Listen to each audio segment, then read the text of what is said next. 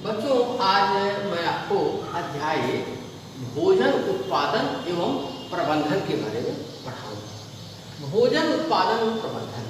बच्चों, मनुष्य आदिकाल से ही भोजन का उत्पादन करता रहा है, लेकिन आज भोजन का उत्पादन विभिन्न प्रकार की नई तकनीक के हेल्प से कर रहा है। इसलिए भोजन का अधिक उत्पादन हो रहा है और उसका उपयोग अधिक बढ़ी हुई जनसंख्या कर पा रही है। तो बच्चों, भोजन के उत्पादन में सबसे पहले हम बात कृषि की करेंगे। एग्रीकल्चर का आशय होता है कि खेती करना, यानी पृथ्वी के भूभाग पर पौधों को उगाना। तो बच्चों, सबसे पहले कृषि के बारे में जाने। बीजों, फल एवं मृदा का उपयोग करके जल एवं मृदा का उपयोग करके भोजन उत्पादन की तकनीक को कृषि कहते हैं। भोजन उत्पादन की तकनीक को कृषि कहते हैं, बीज, जल और मिट्टी या मृदा की सहायता से। अब बात करें फसल की। किसी क्षेत्र में विशाल संख्या में उगे पौधे फसली पौधे या फसल। किसी क्षेत्र में विशाल संख्या में उगे पौधे फसली पौधे या फसल। तो बड़ी संख्या में जब पौधे उगाए जाते हैं अनाज के लिए या किसी और चीज़ के लिए, किसी और उत्पाद के लिए, उसे ही बच्चों, भारत में जो मुख्य प्रमुख फसलें हैं वो कौन कौन सी हैं, उसके बारे में थोड़ा सा जाने। बच्चों, भारत में जो मुख्य फसलें हैं वो 3 या 4 प्रकार की होती हैं। सबसे पहले बात करें हम अनाज की फसलें। तो बच्चों, अनाज की फसलों में जैसे चावल है, गेहूं है, मक्का है, जौ है, बाजरा है, इस तरह की बहुत सारी फसलें जो उगाई जाती हैं, हम उन्हें अनाज की फसलें कहते हैं। दूसरा है सब्जी की फसलें। सब्जी की फसलें जिससे हम सब्जी प्राप्त करते हैं।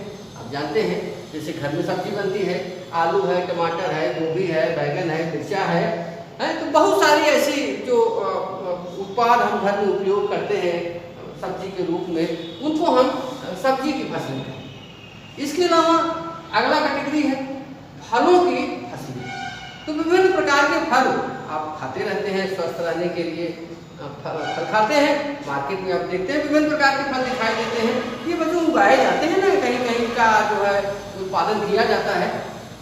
तो फलों की फसलें में जैसे आम की फसल है, इस समय देखिए आम का सीजन चल रहा, आम की फसल है। इसके पहले अभी संतरे का जो सीजन चल रहा था, संतरे जैसे महाराष्ट्र के नागपुर में तैयार किए जाते हैं, उगाए जाते हैं। सेब की फसल है।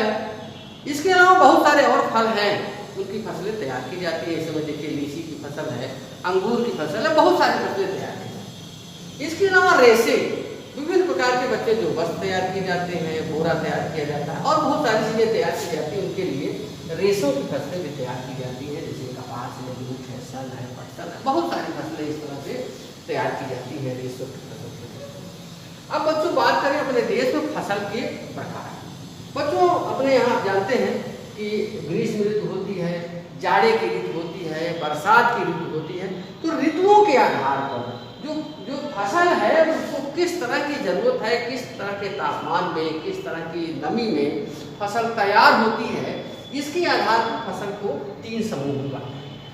बच्चों, पहला है खरीफ की फसल। खरीफ की फसलें वो फसलें होती हैं बच्चों जो वर्षा ऋतु के शुरुआत में उगाई जाती हैं, वर्षा ऋतु के शुरुआत में लगाई जाती हैं।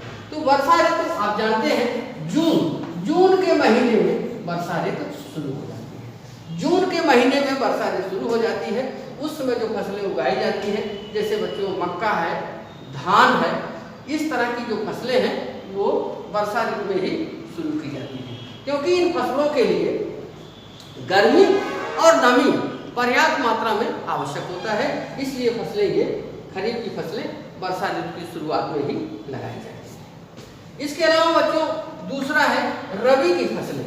रबी की फसलें बच्चों ऐसी फसलें होती हैं जो जाड़े की शुरुआत में लगाई जाती हैं, उगाई जाती हैं।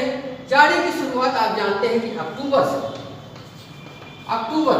ये फसलें अक्टूबर में शुरू की जाती हैं। जब जाड़ा बढ़ने लगता है तो ये फसलें उगाई जाती हैं, क्योंकि बच्चों इन फसलों के लिए शुरुआत में कम तापमान चाहिए होता है, और जब ये फसलें पकने लगती हैं तो उस समय अधिक तापमान की आवश्यकता होती है। तो पहले कम तापमान की आवश्यकता है, इसलिए फसलें अक्टूबर में लगाई जाती हैं। जब फसलों को पकने का समय आता है तो अधिक तापमान की जरूरत होती है, उस समय यह फसल पक जाती है। इसलिए गेहूं है, चना है, मटर है, तो ऐसी फसलें रबी की फसलें कहलाती। तीसरी एक बीज की जो फसल होती है वो होती है जायद की फसल। बच्चों, जायद की फसलें ग्रीष्म ऋतु में लगाई जाती है। ग्रीष्म ऋतु यानी जो अप्रैल की शुरुआत होती है, मार्च अप्रैल की जो शुरुआत में जो फसलें लगाई जाती हैं उसे जायद की फसलें कहते हैं। जैसे इस समय आप जो विभिन्न प्रकार के फसलों का उत्पाद का आनंद उठा रहे हैं, जैसे तरबूजा है, खरबूज है, लौकी है, खरबूजा है, खीरा है, तो ये सब जो फसलें बच्चों जायद की फसलें होती हैं, ये ग्रीष्म काल में लगाई जाती हैं और वर्षा ऋतु के आने के पहले ही फसलें ये पूरी हो जाती हैं, समाप्त हो जाती हैं।